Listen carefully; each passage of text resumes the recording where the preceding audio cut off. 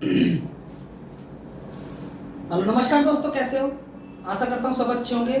और Rajasthan current affair class में आपका स्वागत है। आज है आज है 24 तारीख और 24 तारीख करंट अफेयर आपके सामने है। तो आज का पहला क्वेश्चन और हम स्टार्ट करते हैं।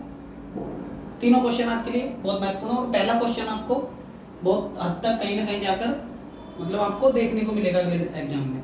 ठीक है, जो भी एग्जाम होगा उसमें डेफिनेटली छपने की संभावना रहेगी इस क्वेश्चन की।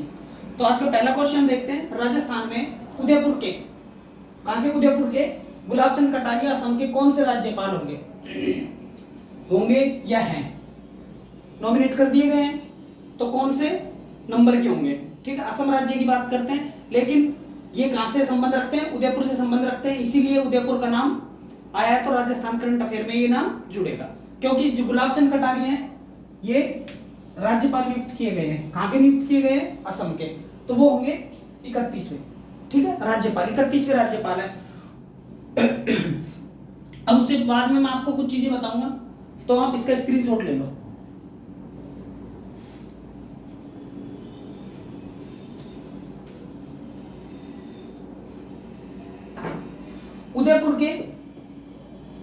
उदयपुर के भाजपा नेता गुलाबचंद कटारिया, जिनकी उम्र 78 ईयर है। ठीक है, उनको असम का 31वां राज्यपाल नियुक्त किए गए। अब हम बात करते हैं जो उनसे पहले थे, उनका नाम क्या था? तो वो थे प्रोफेसर जगदीश मुखी। ठीक है, जगदीप धनखड़ की बात करेंगे हम। जगदीप धनखड़, तो ये हमारे क्या है? उपराष्ट्रपति। वर्तमान में उपराष्ट्रपति का नाम क्या है? जगदीप धनखड़। और जगदीश मुखी है ना, प्रोफेसर जगदीश मुखी, वो 30वें राज्यपाल थे। कहां के? असम के। ठीक है, उनके स्थान पर इनका कार्यकाल पूरा हो गया, कार्यकाल पूर्ण हुआ और उनके स्थान पर ये उदयपुर के गुलाबचंद कटारिया को नियुक्त किया गया है। अब हम गुलाबचंद कटारिया की 2-3 बातें देखेंगे। ठीक है, ये नियुक्ति से पहले राजस्थान के गृह मंत्री रह चुके। ठीक है, उसके बाद विपक्ष के नेता रह चुके। ठीक है, कहां से संबंध रखते हैं? उदयपुर से रखते हैं। किस पार्टी से संबंध रखते हैं? भाजपा से संबंध रखते हैं। उम्र क्या है इनकी? 78 ईयर है। ठीक है, ये सारी चीजें आपको दिमाग में होनी चाहिए। अब हम राज्यपाल से संबंधित कुछ आर्टिकल देखेंगे।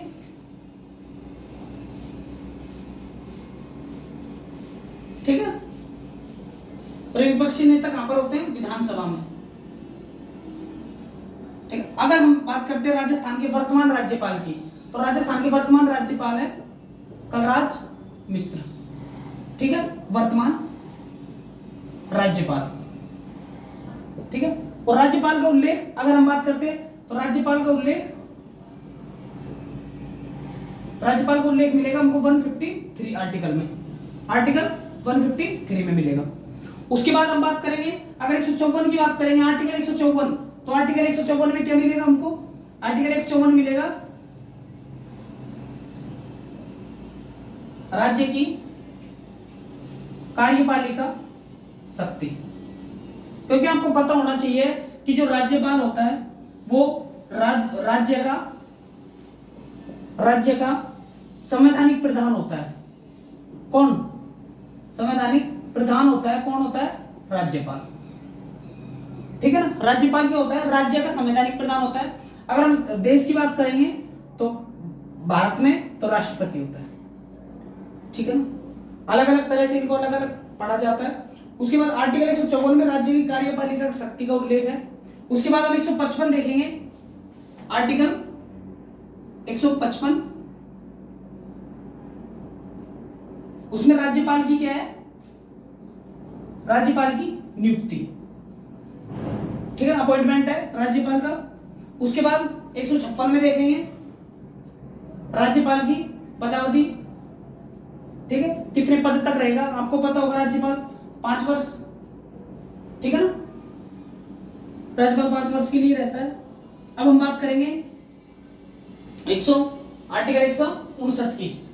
आर्टिकल 159 में क्या है, राज्यपाल की शपथ का उल्लेख है। किसका उल्लेख है? शपथ का उल्लेख है। और ये शपथ जो लेता है, अब देखो आपको मैं बता देता हूं सीधी सीधी, जो राष्ट्रपति शपथ लेता है, राष्ट्रपति शपथ लेता है, वो लेता है सर्वोच्च न्यायालय के मुख्य न्यायाधीश के समक्ष, सर्वोच्च न्यायालय के मुख्य न्यायाधीश,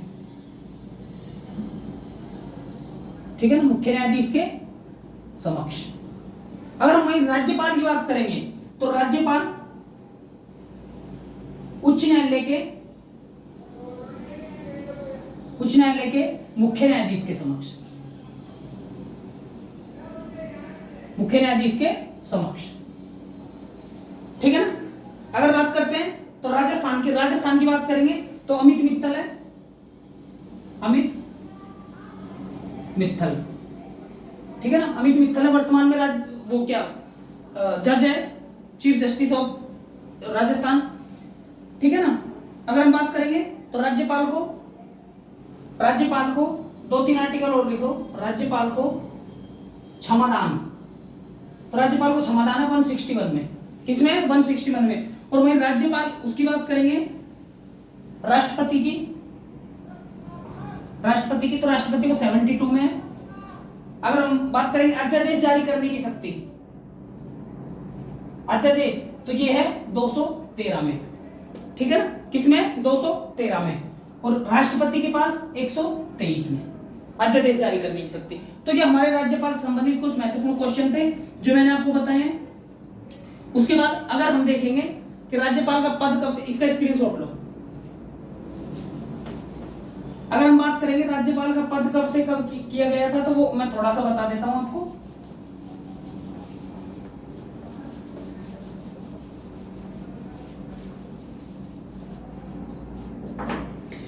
एक 1953 में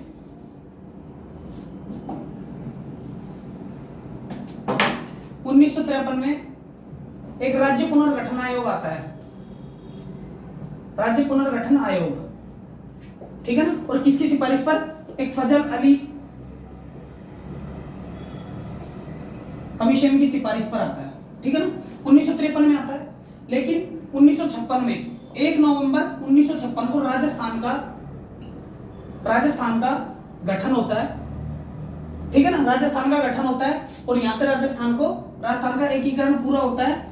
और उसके बाद राजस्थान दिवस वगैरह जो भी है राजस्थान में सारे स्टार्ट हो जाते हैं 1 नवंबर 1956 से। अब यह क्या होता है जी, शुरू में राज्यपाल बनाए गए थे, ठीक है। पहले क्या था? राज प्रमुख का पद था।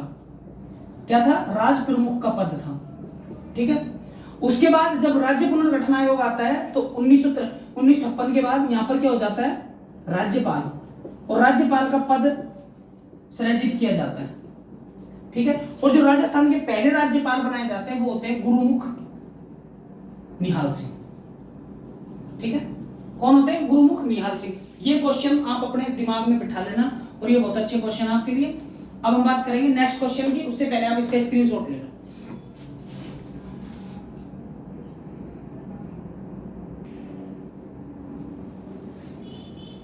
हाँ तो फ्रेंड्स ये देखो नेक्स्ट क्वेश्चन हमारा, और बहुत ही इंपॉर्टेंट, मतलब बहुत ही अच्छा क्वेश्चन है। राजस्थान सरकार ने किसानों को राहत प्रदान करने के लिए 15 जिलों में कितने गांव अभावग्रस्त घोषित किए?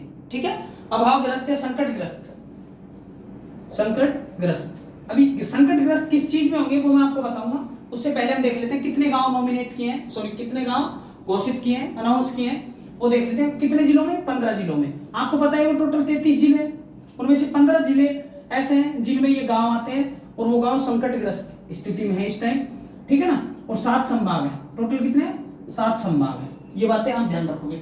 अब देखेंगे कितने गांव है? 7834 गांव है, 7834 गांव है, ठीक है। अब आप इसका स्क्रीनशॉट लो, उसके बाद मैं आपको बताता हूं।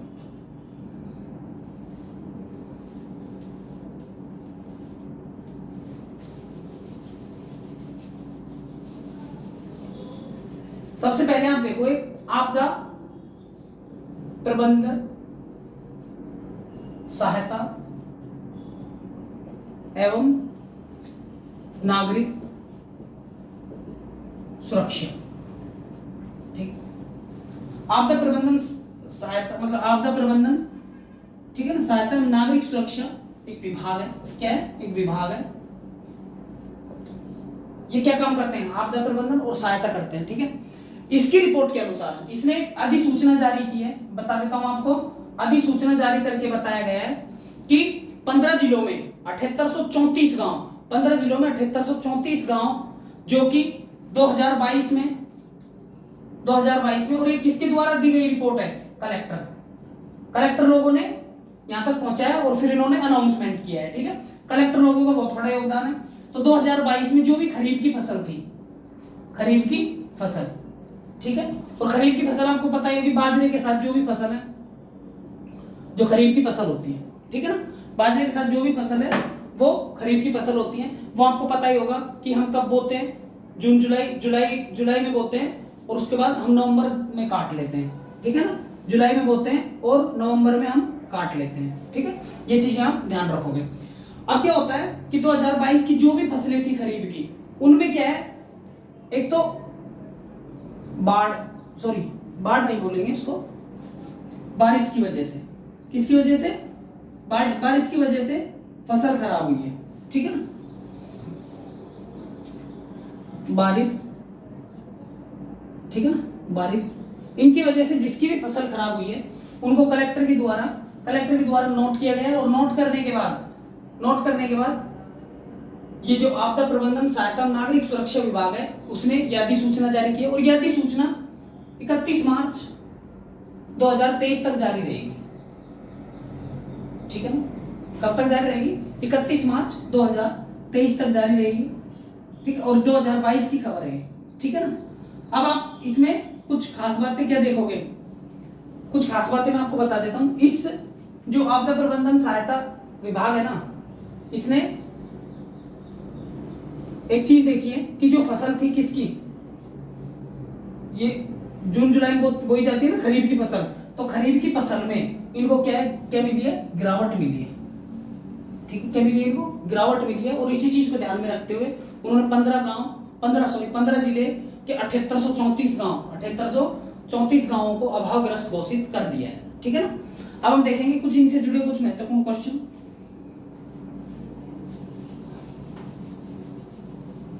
अगर हम बात करते हैं कि हमारा राजस्थान राज्य,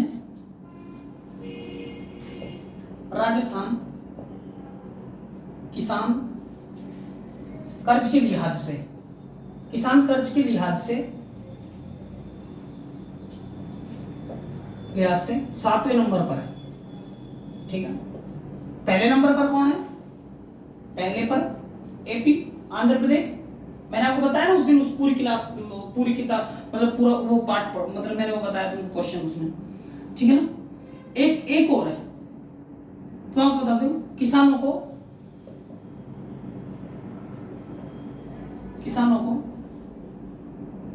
सबल देना। अब ये किसानों को सबल देना क्या है, तो मैं आपको बता चुका हूं पहले ही कि एक मुश्त समझौता योजना है, एक मुश्त समझौता योजना। इसमें क्या होता है, प्रत्येक किसान को बैंक से जोड़ना। ठीक है, लक्ष्य रखा गया है, लक्ष्य। एक बार आपने डीबीटी पढ़ा है, डीबीटी मैंने आपको बताया था, डीबीटी उस टाइम पता है ना आपको डीबीटी।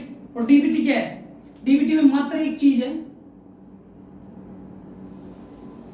2013 में स्टार्ट होती है। इसमें क्या है? अच्छे लक्ष्य की प्राप्ति है। ठीक है, और राज्य इसमें कौन से स्थान पर है? अच्छे लक्ष्य की प्राप्ति के लिए चौथे स्थान पर, 4th नंबर पर है। ठीक है, ये क्वेश्चन बहुत इंपॉर्टेंट है। डीबीटी में 2013 में इसकी स्थापना होती है और 2022 में रिपोर्ट आती है। अच्छे लक्ष्य की प्राप्ति के लिए राज्य कौन से स्थान पर है? तो राज्य चौथे स्थान पर है।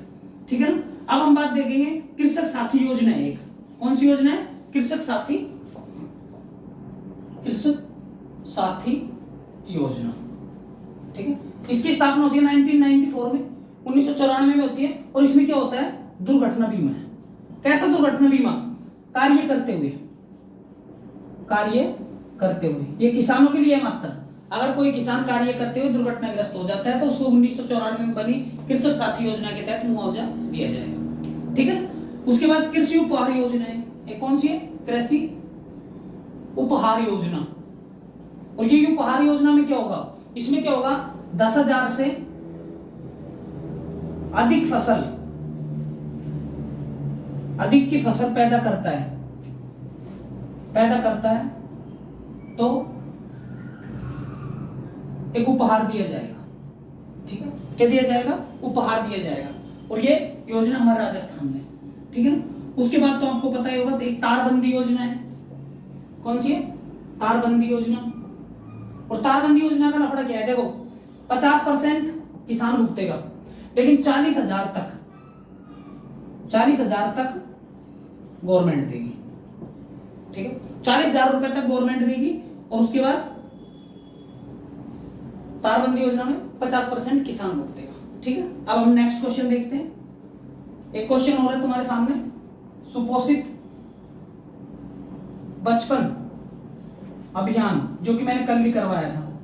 ये धौलपुर से स्टार्ट होता है, धौलपुर कलेक्टर साहब होते हैं उनका, ठीक है, वो करते हैं स्टार्ट। अब इसका स्क्रीनशॉट लो, मैं नेक्स्ट क्वेश्चन की ओर चलता हूं।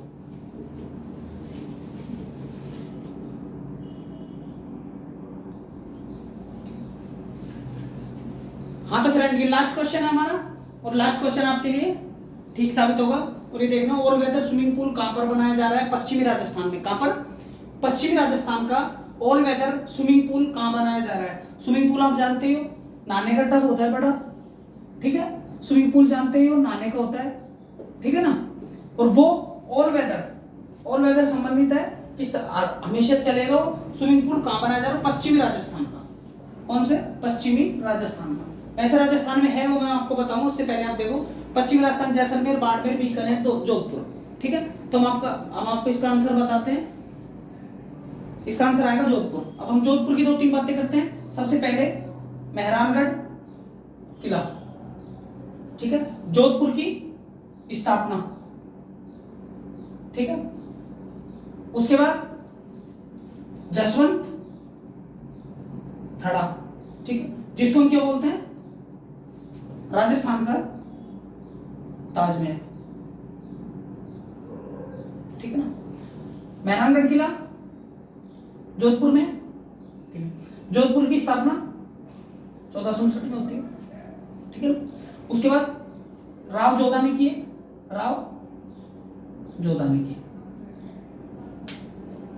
उसके बाद अब बात करेंगे राजस्थान में एम्स। राजस्थान का एम्स कहां पर है? जोधपुर में, ठीक है ना। उसके बाद राजस्थान में बहुत सारी चीजें ऐसी। हाई कोर्ट कहां पर है? 29 अगस्त 1949 को स्थापना होती है। कहां पर होती है? राजस्थान में होती है, सॉरी, राजस्थान के जोधपुर में होती है। उसकी खंडपीठ 1977 में बनती है। वो कहां पर बनती है? जयपुर में, ठीक है। वो सारी बातें साइड की हैं। जोधपुर में हाई कोर्ट भी है हमारा, ठीक है ना, एम्स भी है। उसके बाद मेहरानगढ़ किला है। जोधपुर की स्थापना 1467 में राव जोधा ने की थी, ठीक है ना। अब इससे संबंधित जैसे कायलाना झील जैसी झील, कायलाना झील, ठीक है ना, राजस्थान का सबसे गर्म झील है, सबसे गर्म जगह है जोधपुर में ये। तो ये सारी चीजें है ना, ये जोधपुर संबंधित है। लेकिन हमको जोधपुर पर फोकस ना करते हो, ऑल वेदर स्विमिंग पूल पर फोकस करना है। और वो क्वेश्चन देखो, ऑल वेदर स्विमिंग पूल से मतलब है कि हमेशा चलने वाला स्विमिंग पूल है। जैसे हमको पता होगा गर्मियों में, ठंडियों में मतलब बंद कर देते हैं स्विमिंग पूलों को कोई। ये ऑल वेदर चलने वाला है। और ये काम क्या आएगा उससे मैं आपको बता देता हूँ, ठीक है ना। अब ये काम क्या आने वाला है? तो जोधपुर में एक शारीरिक शिक्षा विश्वविद्यालय है। जोधपुर में एक शारीरिक शिक्षा विश्वविद्यालय, ठीक है ना, शारीरिक शिक्षा विश्वविद्यालय जोधपुर में। तो उसमें बनाया जा रहा है। अब इसमें क्या होगा? आपको पता है, जो स्विमिंग करते हैं, ठीक है ना, जो स्विमिंग करते हैं खिलाड़ी, जो खिलाड़ी स्विमिंग करते हैं, उनके लिए ये अच्छा साबित होगा। एक सुनहरा अवसर है, एक सुनहरा मौका है। क्यों? जब ये बन जाएगा तो देखो, एक तो थ्योरी और एक प्रैक्टिकल, दोनों की जरूरत होती है जो स्विमिंग करता है उसको, ठीक है। अब थ्योरी तो कर लेगा, प्रैक्टिकल कहां से करेगा बताओ। तो बिना स्विमिंग किए निकल जाते थे। कौन? बिना स्विमिंग करे कौन निकल जाते थे? जो भी स्विमिंग हमारे मतलब जो भी हमारे खिलाड़ी होते थे स्विमिंग करते थे, वो बिना मतलब प्रैक्टिस के निकलते थे वहां से। अब वो हारते जीतते, मेडल जीतते नहीं जीतते, ये बातें बात की होती, लेकिन उससे पहले ये प्रैक्टिकल करने के लिए था ही नहीं कुछ। राजस्थान में मात्र एक, राजस्थान में सिर्फ एक है, और एक कहां पर है? SMS stadium.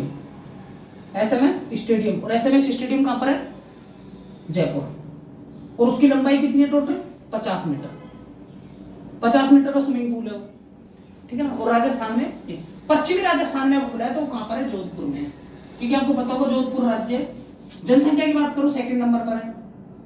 जनसंख्या में कौन से नंबर पर है? सेकंड नंबर पर है। पहला कौन सा है? जयपुर है जनसंख्या में, और अलवर थर्ड है, ठीक है ना। ये सारी चीजें आपको नोट डाउन करती चल रही है, ठीक है ना। उसके बाद हम बात करेंगे, और अब प्रयास भी अच्छी होगी, प्रैक्टिस भी अच्छी होगी। अब हम कुछ महत्वपूर्ण क्वेश्चन देखते हैं इसी के साथ में, इसको मैं मिटाता हूं।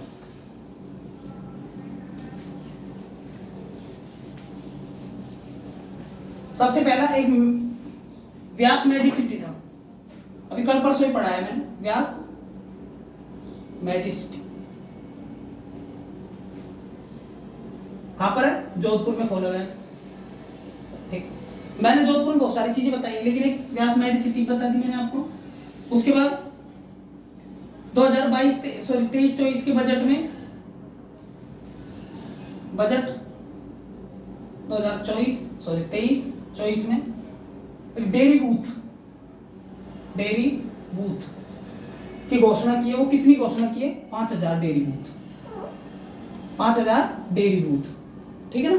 ये मैं जो बैक क्लास है उसके क्वेश्चन बता रहा हूं मैं। एक शहरीय संग्रहालय बनाया गया है, शहरीय संग्रहालय, ठीक है। वो कहां पर बनाया गया है? 12 में। 12 की 2 डिस्ट्रिक्ट है जिसमें शहरीय जनजाति रहती है, एक तो है किशनगंज और एक है शाहबाद। 99.2% जनसंख्या वहीं पर रहती है। टोटल कितनी है? 99, ठीक है। 0.99% है पूरे राजस्थान की, जिसमें से 99.2% कहां पर रहती है? 12 की 2 डिस्ट्रिक्ट किशनगढ़ और शाहबाद। तो शहरीय संग्रहालय, एक शस्त्र संग्रहालय, क्या है? एक शस्त्र संग्रहालय, और वो कहां पर? बाला किला। और बाला किला कहां पर है? अलवर में, उसमें बनाया जा रहा है क्या? शस्त्र संग्रहालय। इसको हम बोलते हैं कुंवारा किला बोलते हैं, एक आंख वाला बोलते हैं, ठीक है ना। एक आंख वाले बोलते हैं और कुंवारा किला बोलते हैं, ठीक है ना। उसके बाद अब देखो आप, मैंने कल एक क्वेश्चन बताया था सलीम दुर्रानी स्पोर्ट्स स्कूल कहां पर खोले जा रहे हैं? 7 संभागों में, ठीक है ना। 7 संभागों में क्या खोले जा रहे हैं? Salim Durrani sports school. उसके बाद सलीम दुर्रानी कौन थे? सलीम दुर्रानी ऑलराउंडर, ठीक है ना, क्रिकेट के, ठीक है ना, क्रिकेट के ऑलराउंडर थे कौन? सलीम दुर्रानी। उसके बाद हम बात करेंगे G20 की रोजगार कार्य समूह की बैठक कहां पर की है? जोधपुर में। बहुत सारी चीजें हैं जोधपुर से रिलेटेड, लेकिन आप आज इतना ही लिखो, उसके बाद मैं आपको नेक्स्ट डे को बताऊंगा। तो अब मैं चलता हूं और नेक्स्ट क्वेश्चन इनसे भी अच्छी लेकर आऊंगा, ठीक है। Bye bye.